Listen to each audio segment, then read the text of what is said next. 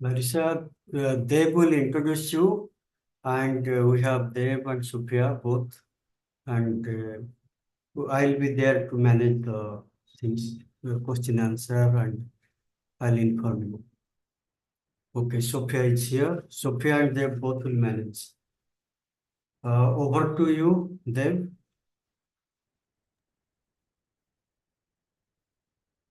Uh, Good evening to my fellow classmates and my esteemed professors, and good afternoon to Dr. Lara. So today is the sixth Thursday Forum seminar series on migration and diaspora, and we are going to talk about diasporas, powerful communities, driving change. So before we begin, I would just like to talk about what the Thursday seminar series is. The Thursday seminar series is initiated by the students of MA and PG Diploma in Migration and Diaspora at Indira Gandhi National Open University, New Delhi, India. Scholars, policy experts, grassroots activists from government, academia, UN organizations, civil society organizations, and industries are invited to participate in the deliberation. What are the main objectives behind the seminar series? It is about discussion around migration, governance, and challenges at various levels, highlighting issues related to youth, gender, and children, creating awareness through sustained conversation with experts from various sectors, creating a broad-based linkage with institutions working on migration and diaspora issues, highlighting the best practices around the globe, and disseminating those informations. And now I would like to introduce Dr. Lara to all of you. Dr. Larisa Lara is the Transnational Community and Digital Communications Officer at IOM Geneva. She completed her PhD at the Center of Ethnic and Migration Studies of the University of Liège and the Research Unit of Migration and Society of the University of Paris. She holds an MSc in Migration Studies from the University of Oxford and an MA in Conflict Security and Development from King's College London. Larisa has published multiple academic articles and policy papers specializing in transnationalism and diaspora engagement. In 2021, she was appointed as finalist of the 8th worldwide competition for junior sociologists engaged in social research. So I welcome you, Dr. Lara, and the floor is yours. Thank you very much. And first of all, let me express my deep gratitude to the team that has invited me today to discuss one of the topics that I'm the most passionate about, I would say, or passionate the most. So it's diaspora engagement. And today we will discuss how IOM is working on this area, but also I would like to make this session as interactive as possible. So if you have any questions or comments, please don't hesitate to share your views on the chat or even to raise your hand. So let me share my screen. So hopefully you can see it. Just let me know when you can see it, please. Can you see it now? Yeah, we could see. Yep, fantastic. Thank you very much. So let's start this conversation with this very simple question. What does Trevor Noah, it's a comedian from South Africa, Sundar Pichai is the CEO of Google, Malala, an incredible activist, and Amy Pope, which is IOM's DG, have in common? So today we're going to discuss what these people have in common, and more efficiently, we're going to discuss what diasporas have in common, because these four incredible actors of change have one commonality, which is to have a deep connection with their homeland and to work towards the development and engagement of the people living abroad. They are really connected to their homeland. So let's start with that, just to frame a little bit the questions that we're going to have today. Of course, I'm going to speak a little bit about terminologies and also about much more academic side of the story, but I'm going to also have some discussions with you on policy and implications in programming also. So the outline is divided in three. First of all, we're going to discuss definitions and frameworks. Then we're going to discuss much more about IOM's approach to diaspora engagement and how the International Organization of Migration, which is a UN agency, works with diasporas and how we envision the work in the future with them. And then we're going to talk about diaspora as unique partners. So diasporas have unique resources, unique networks, talent, and we will see how we can work with them, partner with them, and co-create incredible solutions for their communities. So just very briefly, you can see in your screen how we define diasporas in IOM.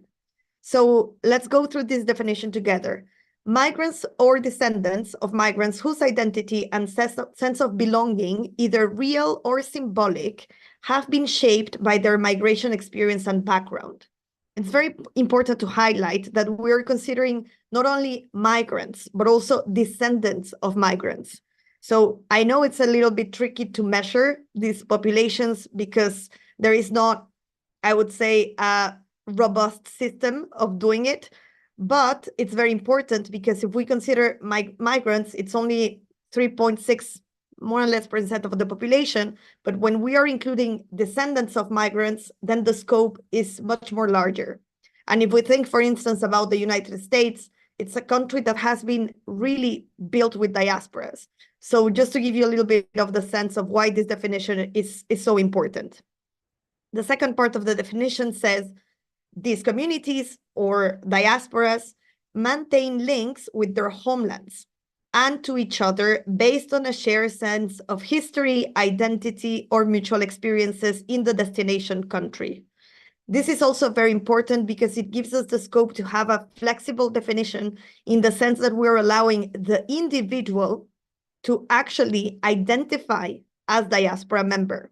So we are really empowering the agency of the individual with this definition.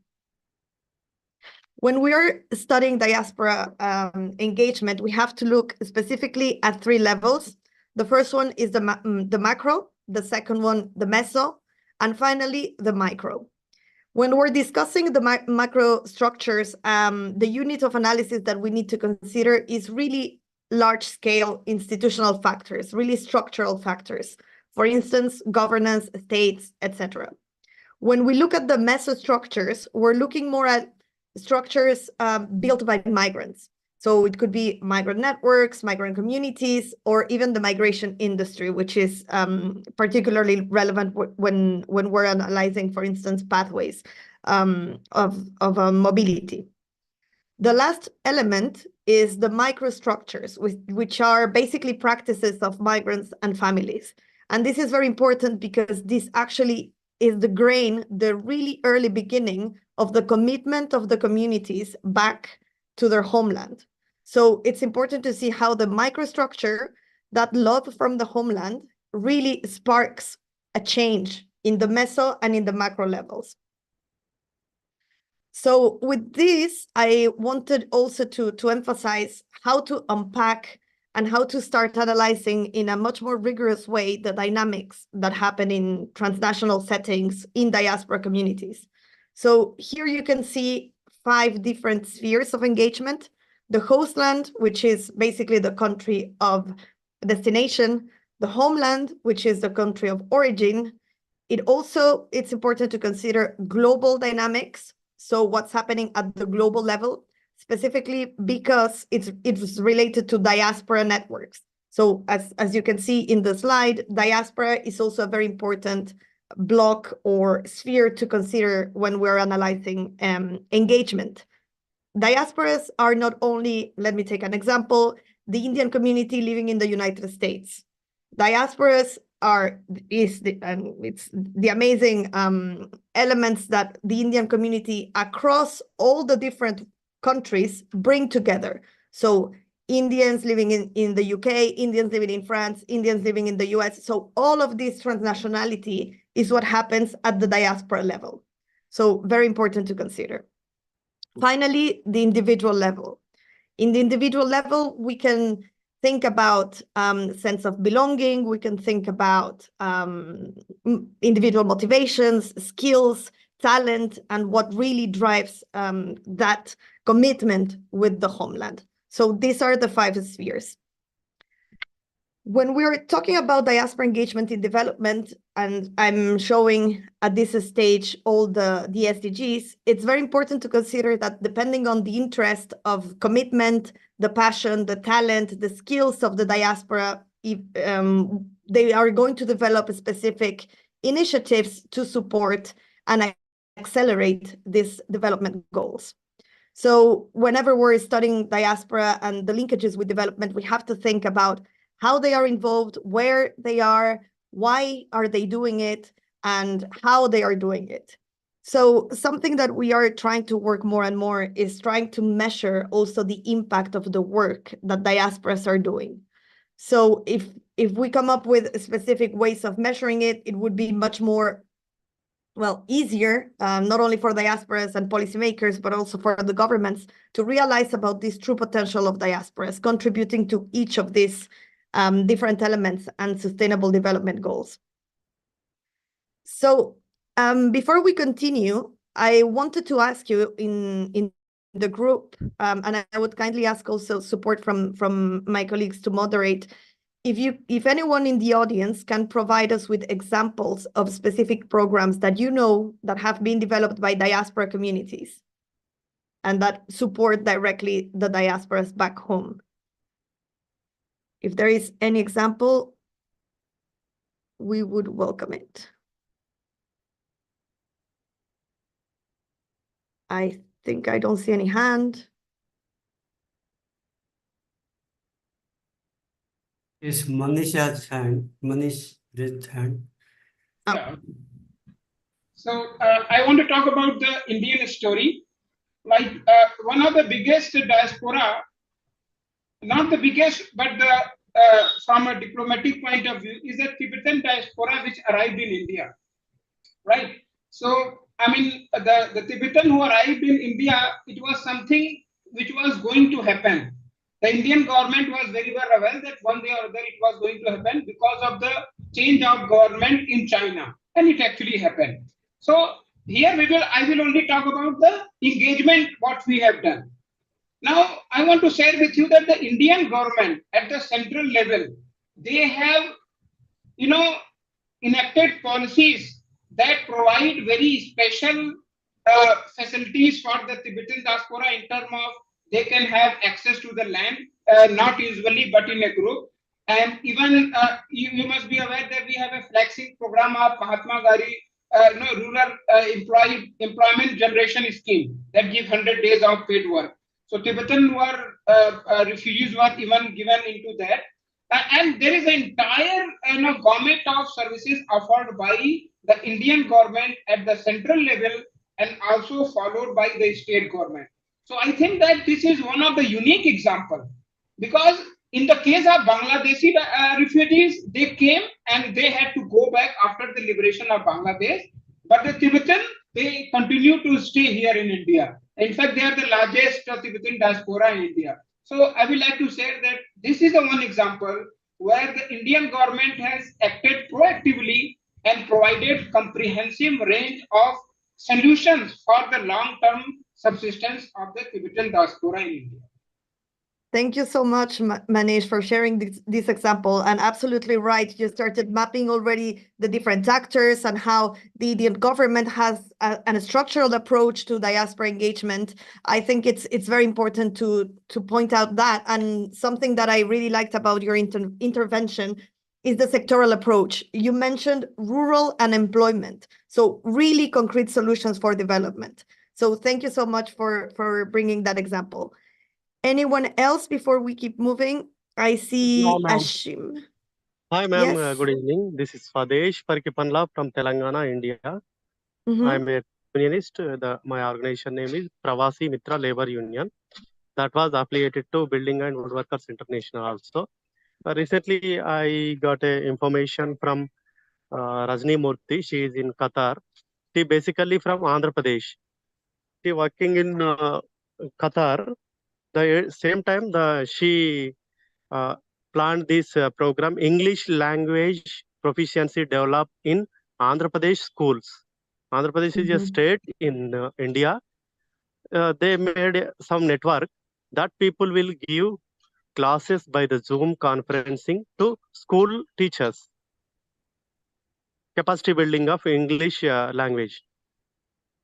They trained many teachers of Andhra Pradesh school education. They have MOU, the diaspora, with the Andhra Pradesh respective state education department. They conducting many classes by the Zoom conferencing. Today, the school students of Andhra Pradesh, they're speaking good English. They have a very good accent also. This is information. Thank you so much also for sharing that. And it's really linked to one of the comments in the chat, which is in Canada for newcomers, French language is also something that diasporas are supporting with. So definitely diasporas are really engaged to support their communities. So I see Jamal has his hand up. I will allow a little bit of more discussion after, unless you really have a burning question, just to try to also keep flowing the course, if that's okay with you, but you will have an opportunity. So as we were discussing now, it's very important to start understanding how diasporas engage, and we can have a look at the individual level, as we have been discussing with the examples of the group, but also in a more coherent way through an organization. So there are different ways that diasporas engage, and we have to understand how they do it. Normally, we always advocate for them to work in groups through our registered organization, because it's much more easier to have monitoring and evaluation purposes, also to engage in a much more sustained way. It's better to do it through an organization, but it doesn't mean that individual contributions are not important. There are also different levels of engagement. Diasporas can receive information, they can act also as passive informants, they also can do consultations, collaborate with different stakeholders in the homeland, in the host land, or even at the global level. And finally, they can also create their own initiatives, which that would be the last level, right, of mobilization. So self-mobilization and really contributing to specific SDGs, as you were mentioning, employment, also agriculture, education. So those are a few examples that you were mentioning. In terms of where diasporas participate, as we have seen the spaces, you already have an idea of the different dynamics that happen. But it's very important to also look at the local level. I think in the third example that we discussed, you were already mentioning localities and communities. So this is also very important. And diasporas engage in very different processes, from the place of residence to the homeland, and they can do it, as you have said, virtually, going back for a few months, few weeks, or really going back for good to the country of origin. So transfers are multi-directional, and it's not they don't have to be just in one single way. So this is also very important to mention and highlight. Why is it important to engage with diasporas? First of all, for diasporas, it's important because they are recognized as development actors or humanitarian actors. And also, it's important to give them the opportunity to express their identity and to express different ways of belonging. So they do it even if we don't support them as international agencies or governments. Diasporas are constantly communicating and giving back to their communities. So it's just natural that we try to partner with them as much as possible to understand the dynamics, and also to leverage even more the connectivity and possibilities of their impact. Therefore, for policymakers, it's very important to keep recognizing them, as well as recognizing and advocating for the recognition actually of the economic, social, cultural, political, technological capital that they bring to societies. And diasporas have this power of really changing the narrative of migration. Whenever we hear about a migrant that has been very successful abroad, we feel proud of that person. So diasporas are really those communities that have the potential to transform the whole narrative discourse. That's why in the first slide I share with you 4 very different leaders worldwide recognize that they have changed businesses, politics, etc., diplomacy, even comedy. So those are some elements that are important to consider. In terms of collaborations with diasporas, of course, we have to be a little bit critical. Not all diasporas will act equally. Of course, there is a huge range of diversity. And when we talk about diasporas, we have to also understand that these groups are very diverse. They have different interests, they have different backgrounds. But when we partner with them, it's also important to be very clear on how we partner with them. What are the interests? How can we leverage their opportunities, their networks? How can we collaborate together and contribute? So these are some elements to take into consideration. Now I'm going to present a little bit more about IOM's approach to diaspora engagement. So all the work we do is really framed with the GCM that I'm sure you have already heard about. But more importantly for us and for this session, we have to focus on Objective 19, which is to create conditions for migrants and diasporas to fully contribute to sustainable development in all countries. So this is really our framework in the whole work we're doing. And for that, we have developed an approach which is based on 3 E's. And one of my favorite things that I want to highlight of this approach is that IOM really works across the different capitals of diasporas. We recognize them as development actors, as humanitarian actors, but also we recognize the social, human, cultural, and economic capital that they bring to societies. So the first E that I was talking about is to engage. So to engage with diasporas, we need to understand first where they are, what they do, who they are, and how we can work with them. So for that, we have developed tools on how to map them. We have also developed different migration profiles, and we have experience in outreach and strategic communication with diasporas. The second E is to enable. To enable means to formalize and have a long-term structured relationship with diasporas. And to do that, we have different channels to engage with them. So we invite them to participate in programming, in different conferences, etc. So in the different programs that IOM is leading worldwide, we try to include diasporas when possible.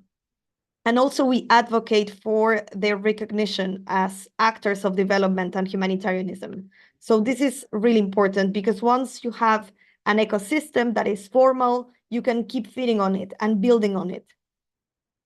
Finally, the last point is to empower, which means to collaborate and implement solutions with diasporas.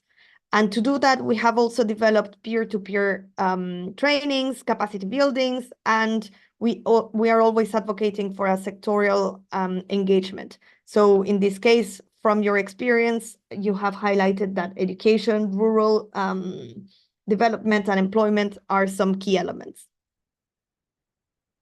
Here you can see the different key tools and methodologies that we have developed at IOM. So most of them have been developed with key partners. So this means that we are not doing this work alone. We're working with diasporas. We work also with academics. We also integrate the vision of governments and, of course, of individuals interested in this and in this thematic of migration, and more youth groups. So we're trying to have a coherent vision, an holistic approach, and a multi-stakeholder approach in these innovative solutions that we're working on. So just to highlight one I would like to highlight the Diaspora Mapping Toolkit that you can see on the screen. So this is a very comprehensive tool that you can use on how to map diasporas. So it's really a step-by-step guide on how to do it, how to develop surveys or also interviews, and it gives advice for researchers on ethical considerations, etc. So this one might be quite interesting for you. We also have a tool that is called Diaspora. It's a platform, and we have launched it 3 years ago, and the community is growing. So it was recognized as an SDG best practice. With this platform, we have managed to also train 23 governments. The platform also allows collaboration between peers, between experts on diaspora engagement. And so far we have 300 resources, 2,190 members. And of course, we are constantly working with key institutions such as GRFDT and very important partners to create much more solutions for diasporas to engage with their communities. Okay, now let's talk about Diaspora Superpowers, which was basically the title a little bit of the session today.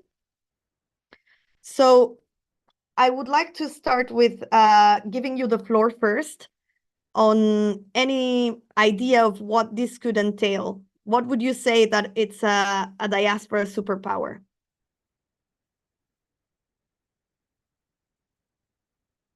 Or if you can share from your experience. Yes, please. Ushma, you have the floor.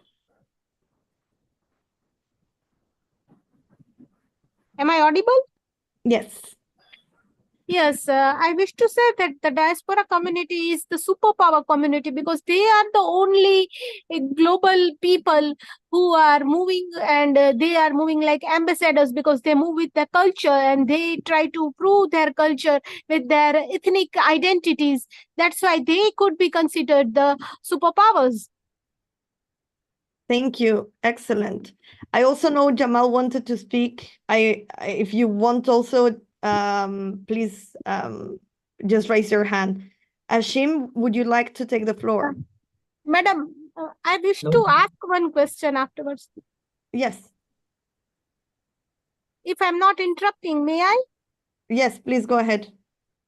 You told in the beginning about 4 leaders, and I wasn't in a condition to join the Zoom meeting. So could you please tell who were those 4 leaders? Yes, it was the CEO of Google, IOM's DG, an incredible activist, Malala, and a comedian whose name is Trevor Noah. So very different profiles, very different people. And the question was, what do they have in common? Thank you. Thank you very much. Please, Ashim, go ahead. Sorry for that. Yes, no problem. Actually, diaspora is becoming superpower because trend shows that maximum diasporas are they are talented, and due to some they are underpayment or like some other personal issues, they are migrating for some other foreign countries, and also they are helping to boost the foreign economies. So they also send the remittance, which is a substantial part of our economy. Our PM also acknowledged that matter, that diasporas from all over India and all over others country who are migrating to others country, they are sending lots of remittances, which are helping to maintain our current account deficit gap, and also balance our whole economy. That's it. Excellent. Thank you, ma'am. Excellent. Thank you so much for that contribution, Ashim. Jamal, apologies for the delay. It's okay, madam. It's okay. Madam, my name is Jamal. I am a research scholar in University of Kerala, Department of Political Science. Actually, I want to point out about why diaspora is superpower from 2 aspects.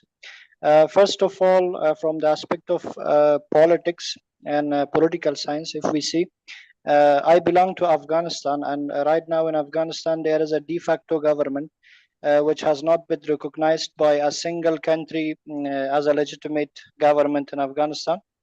And when we see the decisions of international community, regional countries, United Nations, about Afghanistan, about future of Afghanistan, about the problems that women and girls are facing in Afghanistan, we see a very, very prominent role of diasporas in international meetings. Because the current government is not recognized, and they cannot send any diplomat or representatives to international meetings. So right now the diaspora hand of Afghans are much more like they are acting as a superpower. If we see in the case of education, the ban of women education in Afghanistan also, I know a diaspora community which I am also included in that. We have made a online university for the girls. Right now, more than 14,000 girls who are deprived of their right to education in Afghanistan, they have joined this university and they are not paying any kind of fee. They are receiving free education in 14 departments. So when we see diaspora can do a lot for their country, and they will always have a prominent role in the affairs of a country. Thank you very much. Absolutely. And thank you for highlighting not only the economic capital, but also the cultural capital, the political capital, and the role that diasporas have as ambassadors that has already been highlighted by the class. Thank you very much. Please, the next one, can we give the floor to Vera? I see oh, sorry, he or she's a new hand. Yeah. Hi, madam. Am I audible? Yes. Yeah. Including what my previous colleagues told, that I'm adding another one, the policy aspects. Then generally diaspora superpower, we can say, based on their scale and capability. If diaspora able to influence to the host country to make policies in favor of the home country, it would be, I can say, that is also diaspora superpower in the policy perspectives towards the home country. Yeah, that's it. Excellent. Thank you. Thank you. Yeah. Absolutely. So deliver concrete solutions. That's also a very important contribution. The next person, Manish, do you want to also come in?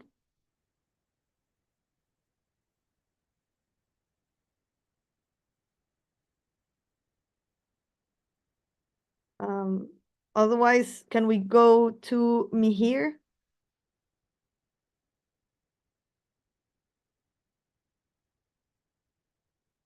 Oh.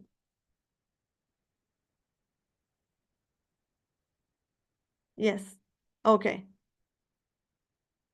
Please, Manish, then go ahead. Okay. Okay. So my first comment will be diaspora as a superpower in affirmative. Yes, there are certain situations in which diaspora becomes superpowers.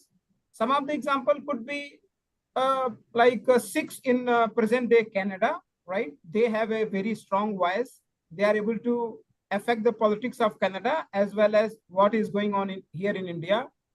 Another diaspora superpower could be Jews there in US. They are, of course, they are able to influence the US foreign policy with respect to West Asia, more about Israel, like that. But here there is one trap is there. When the diaspora becomes so powerful that they are able to influence the foreign policy of home country, host country with respect to home country, then it creates conflict in their host country, right? So they should be very careful.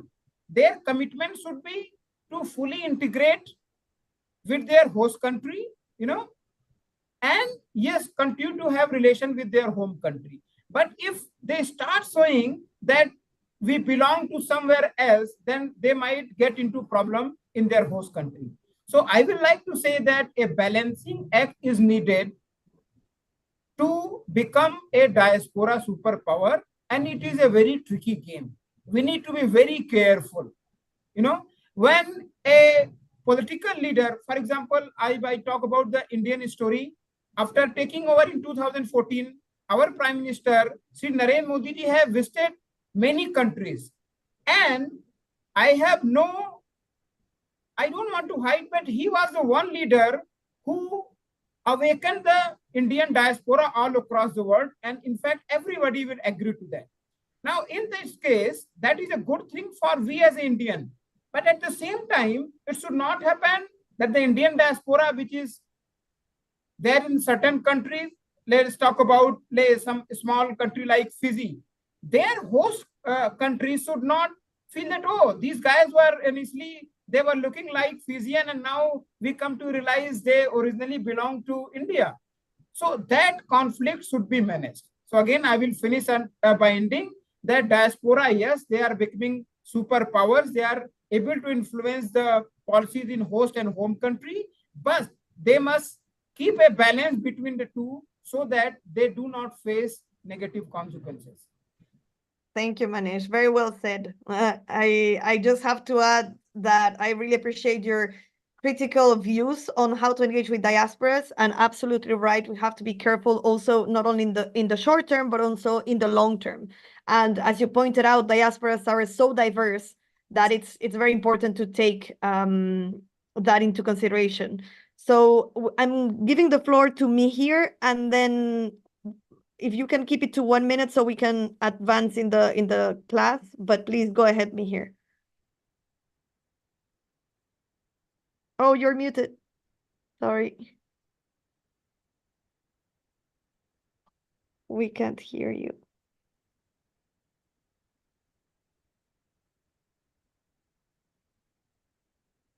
Mihir, can you unmute yourself, please?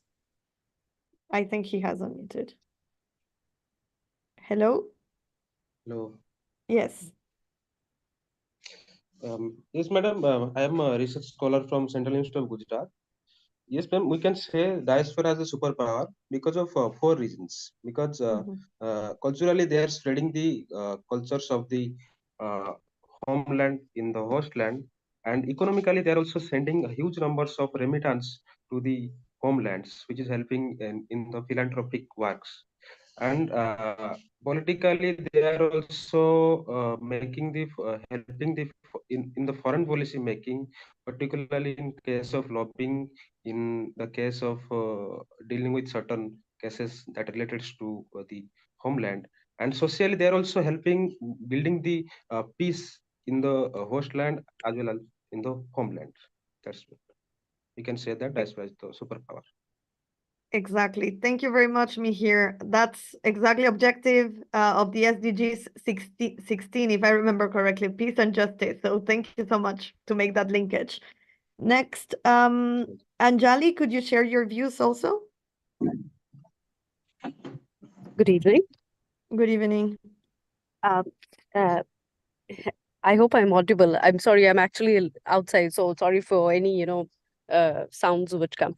Okay, I just wanted to say that diaspora has quite a bit of superpowers if used carefully and usefully. Like the 4 examples which you put, Miss Lara, they culturally speaking, Trevor Noah, yes, is well known, and of course, not only he brings out the one of the perfect examples of how the diasporas can work positively in the cultural field, because food, for example, is also there. There are different restaurants across the world, and I mean, in India, for example, arepas and pupusas and frijoles is also, well known. It's because of the diaspora, which is increasingly also connecting with the locals in India. And Wow. also, organizationally also there is, because a lot of there's a lot of influence of the diplomatic community, especially in Delhi, Mm-hmm. for example. And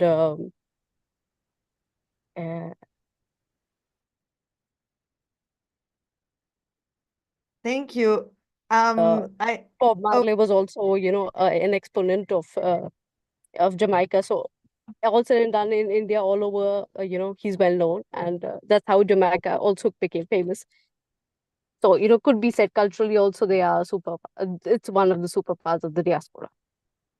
absolutely. Thank you so much, Anjali. Sometimes people tend to forget the cultural aspect, and I think it's the most important, because if you don't have that love for your country, you're not going to invest back. So thank you so much for highlighting that. And I didn't know you had already pupusas from El Salvador in India. That's fantastic. So thank you for sharing that also. Yeah. Okay. Thank you.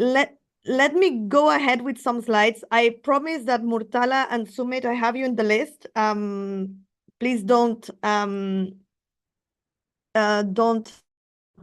take your hands down, so we can also continue the conversation.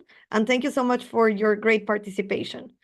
So very briefly, I will highlight 3 main superpowers of diasporas here. So I put a bridge because we tend to say that diasporas bridge communities. And it's true for 3 main reasons. First of all, they reduce spaces and shorten distances. Second, they maximize strategic connections. And third, they intensify partnerships and resource mobilization.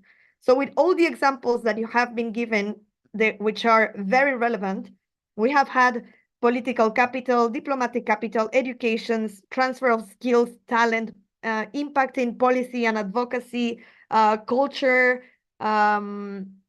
gender, activism. If you look at all the range of superpowers that diaspora have, is quite large. So that's why it's always important to try to come up with this type of ideas and gathering even more ideas.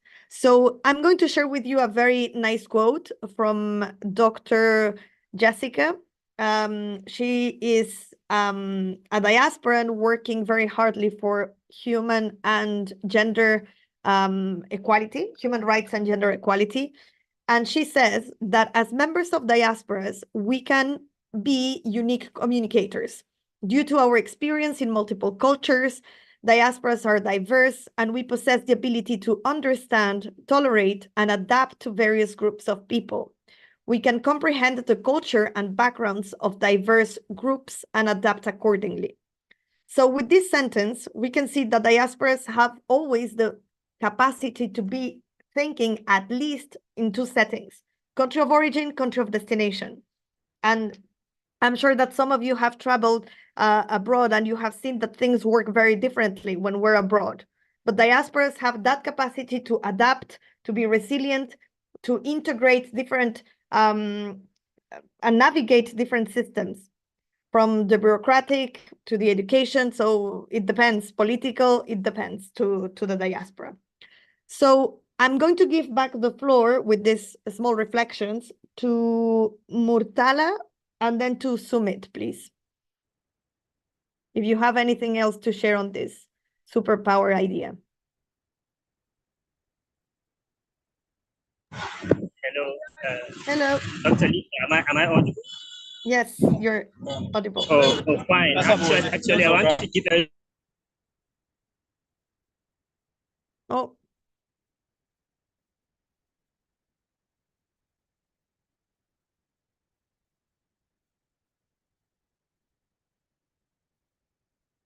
I don't think we can hear you anymore, Murtala. Hello, am I audible? Yes. Oh, fine, good.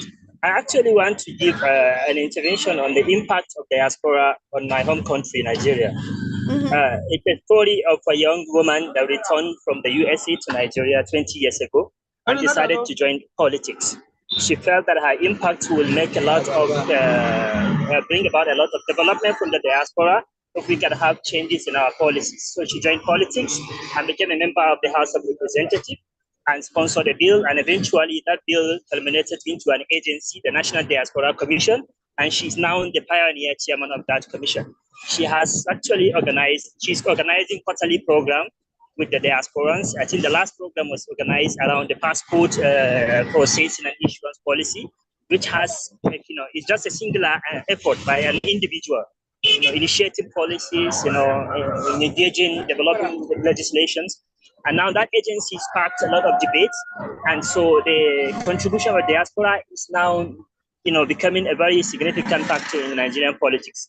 So I think the diaspora need to really gather more courage to come back home, influence our politics, and hopefully we'll be able to meet up with the sustainable development goals around no one being left behind. Thank you very much for your time. Thank you, Murtala. Absolutely.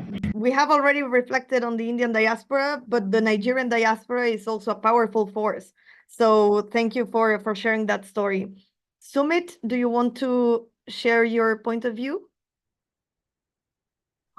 Yes, ma'am. Thank you. Thank you very much for this brilliant exposition of, diaspora studies.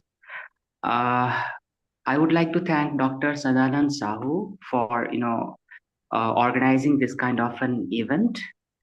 I have two things to say. One is that, diaspora being a superpower, I do agree, but I think it's more of the soft power of diaspora in their host countries, which actually helps the home country. Be their social capital, political capital, as you have already mentioned, diplomatic capital, their philanthropy and all. In most of the cases, they actually work as the soft power centers for the host country. I know that Dr. Amba Pandey, Professor Amba Pandey is there in this meeting.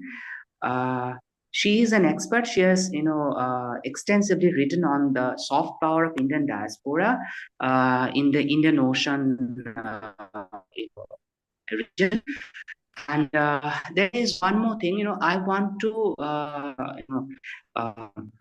comment on what Dr. Manish has, said a few while ago. He said that, diaspora should integrate themselves to the host nation in order to avoid, any kind of problem there for their, allegiance to their home country. But I don't think so, because diasporas by nature are minority collectivities, and if diasporas integrate to the host country, totally integrate, then their minority status would be absolutely compromised, and which should not be, according to me, because United Nations Human Rights Charter also mentions in its point number 27 that any minority collectivity should be preserved in the form that they are at present are, and they should have access to practice their own culture, their own religion, their own education system in wheresoever they are. So total integration of a diaspora community in the host country would definitely going to compromise that. I think diaspora communities should maneuver ways to negotiate in better ways between their double allegiance to both host and home country. It's a bit of a tricky job, but diasporas are they are mature enough to deal with this kind of constant negotiation. So this is what I had to say. Thank you very much for giving me this opportunity. Thank you, Sumit. I think you raised very interesting points, and the point on integration, I'm sure you will have classes on this that will go more into depth. But just to share something very personal, I was coming back from New York and I was really trying to find something American it was the land of diasporas, and it really didn't feel that anyone was really adhering to any. I couldn't see any local practice per se. Like, I felt New York was really the land of diasporas, and maybe that's the essence of New York, like just being so diverse, and no one is really integrated because there is not that sentiment or really driving force installed in that particular city. That's why I always think it's very important to go back to the locality. It's not the same New York than the rest of the US. So I'm sure that those dynamics are going to be completely different, but just to share the story in the sense of inclusion, yes, integration, until what extent? And in which cities are we talking about?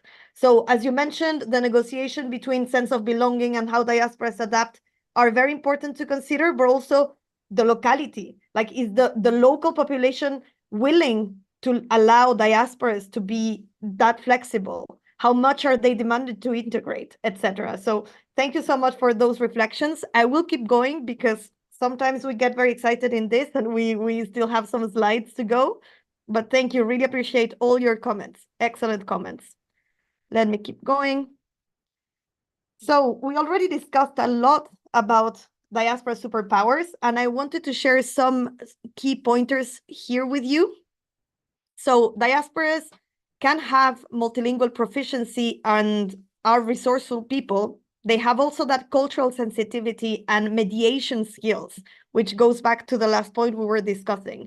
Diasporas are usually inherently, like they know how to navigate different systems.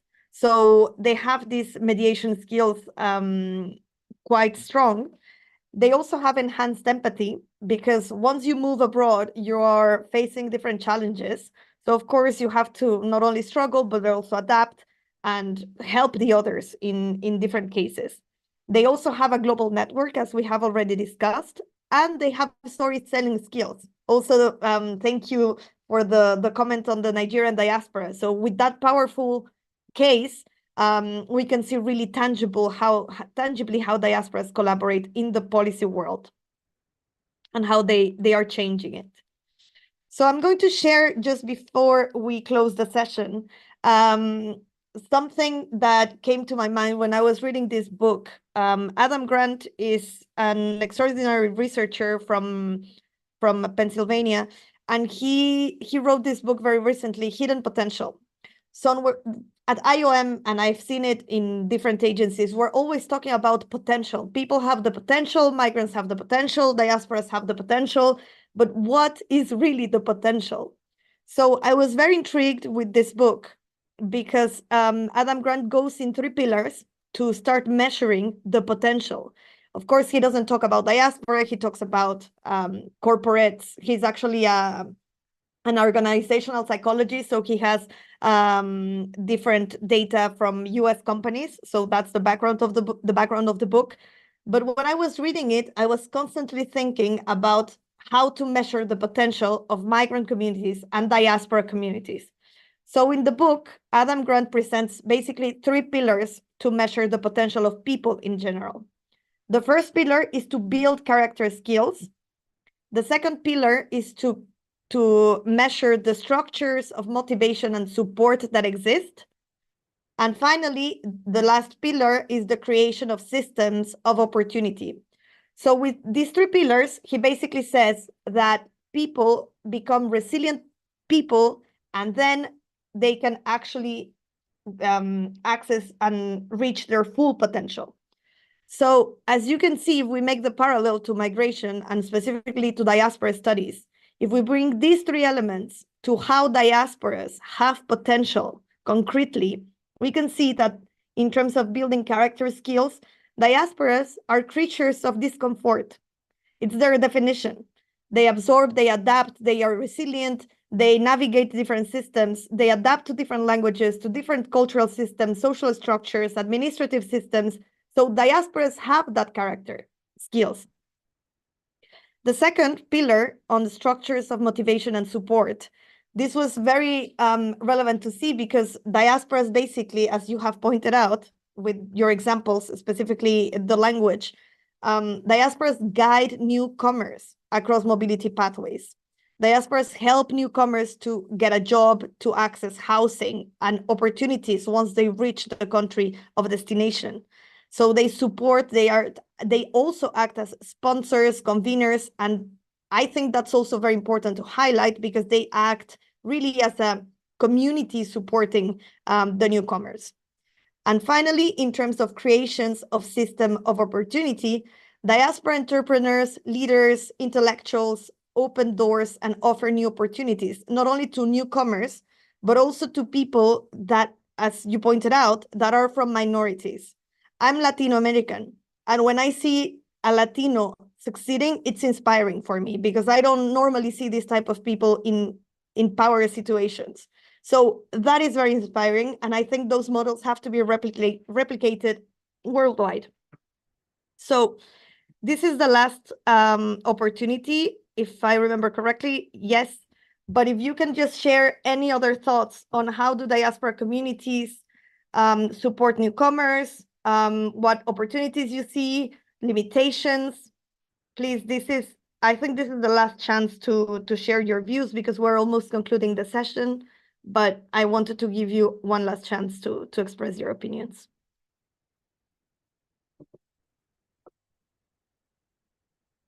I cannot see any hand. Oh, Ushma, please.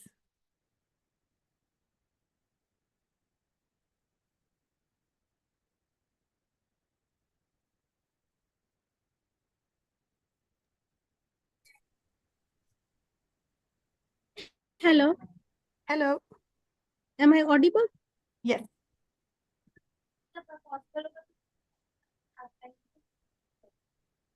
Yes, Ushma, we can hear you. Can you see me? Not now. Yes, we see. I think we don't see you, but we see something. Now we can see you. Okay. If you can see me, then I wish to tell one important thing, madam. Madam, the thing is that here I don't want to give any comment, but I want to actually know something more. If you can help me in that case. Recently, I am doing research on this particular topic, so I want to know something more. And you please throw some more light on this thing which I'm speaking. As for example, the diaspora community are known to be the insiders and outsiders. They are the people who does the intersections. They are the ethnic conflict movers, and their narrative stories are known to be the insider outsider stories. So could you please throw some light on this topic? Yes, definitely. So in ethnography, we talk about diasporas that are insiders or outsiders when you're doing research. So to take a very concrete example, in my case, I was doing my research in the Mexican community living in Belgium and France. So as a Mexican studying Mexicans, I was an insider of the community, which gave me access to understand the cultural codes, how people behave back in the country of origin. However, it is not, we have to be critical when we do this. Just think about it. If someone from Italy would have conducted the same research as I did, would that person have the same results? So whenever you're describing your methodology, you have to be very careful on how you justify your choices, how your personality, your person and impacted the field.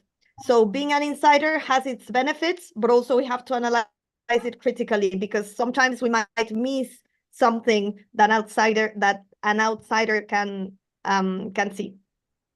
So I can share more links in the chat if that's helpful. Okay, thank you very much then. Thank you. Perfect. Any other comment? Otherwise, we will soon close. Perfect. So are we closing on time? Yes, we are. So just to share with you this last slide, which is really that diasporas are the distillation of migration. I was sharing with you the example of New York, and it was really shocking to see how a whole city has this diaspora vibrancy in everything you see. So they have power to change the narrative of migration, as we have seen with the different case studies that you shared, but also with the 4 leaders from the beginning. They can create positive change, as we have seen, if critically addressed, if partnering with the key actors and thoughtfully. And also they have the power to transform societies. So this is it from my side. It was really a pleasure to be today with you. Let me share just the outsider material. Otherwise, I will share it with Dr. Sada, and he can also share with you. Yes. Thank you. Sophia, you can conclude if there is. I think we have gone very spontaneously with question answer, so may not be special session on question answer now. So if there are any question finally, maybe one question or 2 questions, otherwise we'll come. Over to you, Sophia. You are mute. Sir, I see Professor Binod Khadria. Yes. Professor Binod, would you like to come in, please, and say a few words? So you're muted. I said that I didn't want to steal your time, but it was a pleasure listening to Larisa, and I felt I was attending a class, and it was a great learning experience, Larisa, for me. I met you recently in Geneva, so it was very refreshing to listen to this conversation that you striked with the participants, with the scholars who are attending this program at the Indira Gandhi National Open University, convened by Sadanand Sahu.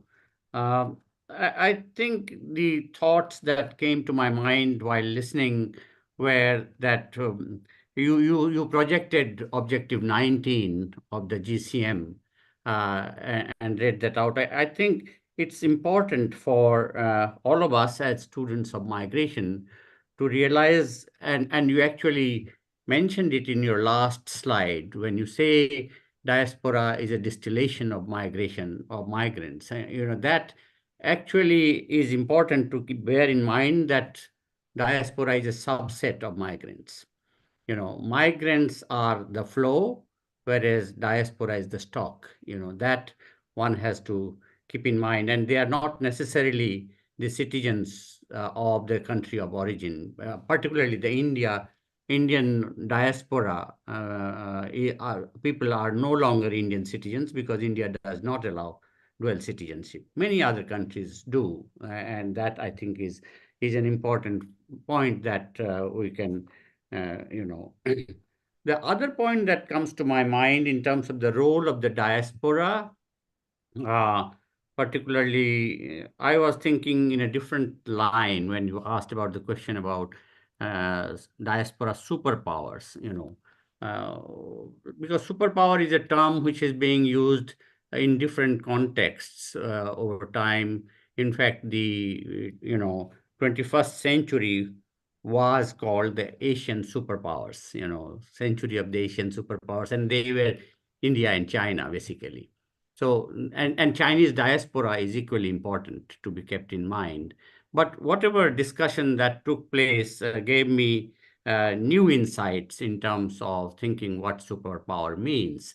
And in those terms, I would like to think that that superpower role perhaps could be seen in terms of at times peacetime, if I may say so, and at times of crisis. And that crisis could be COVID-19 type of, driven by act of God, although those were not acts of God, these were man-made.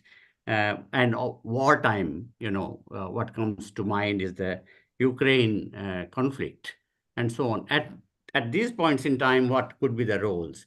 So at peacetime, I would think that, for example, I think one of the participants mentioned about the Indian diaspora's role in creating public opinion in favor of, nuclear dissemination of the pact, the agreement that took place between United States and India for peacetime utilization of nuclear power and energy, And at the same time, in COVID-19 time, the philanthropy that was being mentioned was a very large-scale philanthropy by the Indian diaspora in terms of supplying ready-made meals, food for the people who were affected.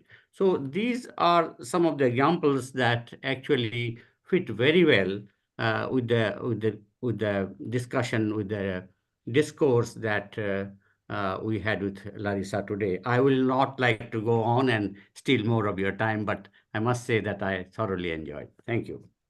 Thank you. Thank you. Priya. If in case anybody has any questions, can you unmute yourself and come in, but please be brief. We have overshot our time. Anyone, any questions? I guess no.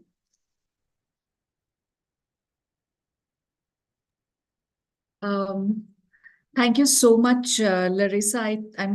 This was one of the most interactive Thursday Forum discussions that we had till date. Thank you so much for taking out time for us and preparing such an informative presentation for all of us. My classmates and I learned a lot of new things today when you spoke about macrostructures, mesostructures, and microstructures. It was very interesting to learn about the three-pillared approach to the diaspora engagement. And of course, we had a very interactive sessions on the diaspora superpowers. So on behalf of my professors and my classmates, once again, thank you so much for today's session. Yes, Thank you so much. Thank you again, Larisa, and thank you, Dev Pragya, Sophia, and all the audience here. I request all of you to be part of this and also help building on this forum to engage in more, migration diaspora related issue. Don't think it is somebody else's. We all are working on this area and we should take it forward. Thank you, everybody. I want to tell Dr. Sadanand Sahu Yes, to keep these sessions as a series of diaspora sessions every month at least. We have two every month. We have two already. Sophia will update you or they will update you. You please join our WhatsApp group. You'll get every updates. Okay, thank you very much. Okay, thank you. Thank you, everyone.